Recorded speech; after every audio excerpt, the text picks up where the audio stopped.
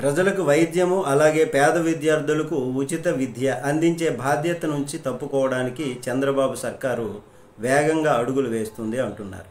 మరి ఇందులో భాగంగా వైఎస్ జగన్మోహన్ రెడ్డి గారి హయాంలో తీసుకొచ్చినటువంటి 17 వైద్య కళాశాలల్లో 10ని ప్రైవేటు వ్యక్తులకు కట్టబెట్టేందుకు బాబు సర్కారు నిర్ణయించింది.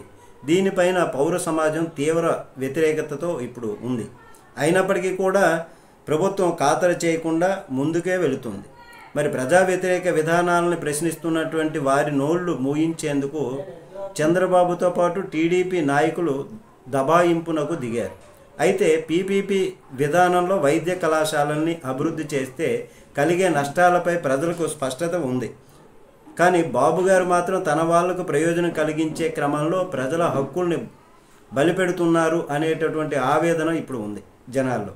ఇదే సందర్భంలో చంద్రబాబు దబాయింపు ధోరణిని ప్రజలు తప్పుపడుతున్నారు అని వారు తెలుసుకుంటే మంచిది అంటున్నారు. తాజాగా మరోసారి చంద్రబాబు పీపీపీ విధానంలో వైద్య కళాశాలల్ని అభివృద్ధి చేయడాన్ని తప్పుపట్టే వారిపై విరుచుకుపడ్డారు.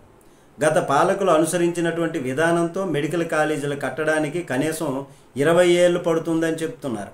అయితే అప్పటి వరకు పేదలు ఇబ్బందులు పడాలా అని తిరిగి ప్రశ్నిస్తున్నారు. అయితే తాము చేపట్టినటువంటి విధానంలో 2 ఏళ్లలోనే మెడికల్ కాలేజీల నిర్మాణాలు పూర్తవుతాయి, అంటే ఈ పీపీపీ మోడ్లో ప్రైవేట్ వ్యక్తుల చేతులకు ఇచ్చేస్తే అని.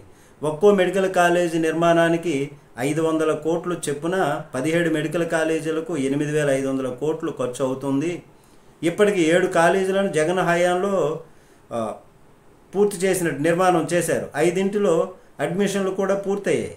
10 కాలేజీలకు 5,000 కోట్లు ఖర్చు చేస్తే పేద పిల్లలకు ఉచిత వైద్యాన్ని అందించవచ్చు, ఉచిత వైద్య కోర్సును కూడా అందించవచ్చు. ఈ మొత్తాన్ని ఖర్చు చేయడానికి బాబు సర్కారుకు మనసు రావడం లేదు అని అంటున్నారు. మరి ప్రభుత్వం వద్ద డబ్బు లేకపోతే మరి లక్షల కోట్లతో రాజధాని నిర్మాణం ఎలా చేపట్టారని ప్రశ్నకు బాబు సమాధానం చెప్పాల్సి ఉంటుంది ప్రజలకు.